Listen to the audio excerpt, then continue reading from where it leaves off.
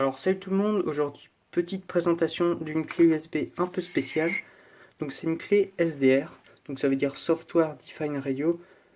Mais pour faire simple, ça nous permet d'écouter une grande partie du spectre électromagnétique pour un prix dérisoire, donc ça coûte une dizaine d'euros, je vous mettrai un lien en description.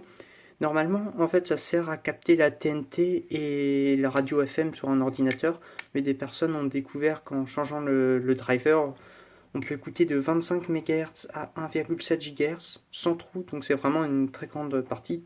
On peut aussi écouter en dessous, mais ça demande un autre équipement, je ne vais pas rentrer plus en détail.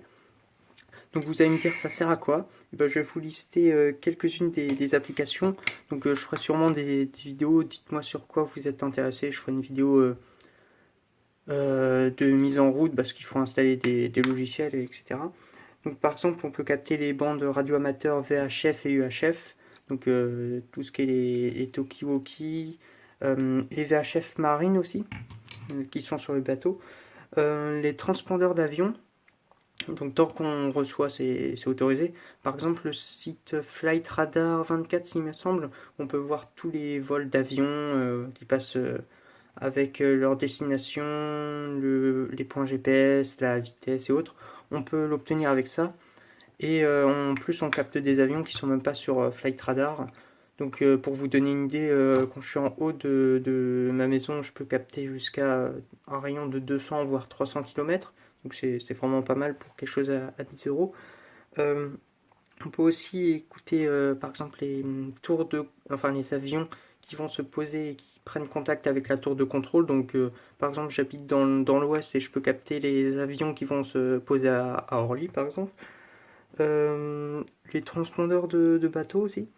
Après, dans tous les signaux en 433 MHz, donc ça vous dit peut-être rien, mais ça peut être par exemple les clés pour déverrouiller les voitures, comment? Tout ce qui est domotique aussi, ou par exemple les prises qu'on peut commander à distance avec une télécommande. Donc par exemple, ça pourrait être pratique si vous voulez faire de la domotique et automatiser le démarrage de certaines choses pour trouver les signaux. On a aussi un peu plus avancé, mais capter directement les informations des satellites météorologiques américains et russes. Donc là, il vous faudra une antenne spéciale. Euh, Même par exemple les informations des compteurs dans les parkings qui disent le nombre de places restantes. Enfin bref, l'utilité est vraiment infinie. Vous pouvez faire vraiment énormément de choses avec. Enfin, donc si ça vous intéresse, l'installation, dites-le moi en commentaire, je ferai une petite vidéo. Et puis si l'installation aussi pour capter les transpondeurs d'avion vous intéresse, n'hésitez pas à mettre tout ça dans les commentaires ou si vous avez d'autres idées. Et à la prochaine!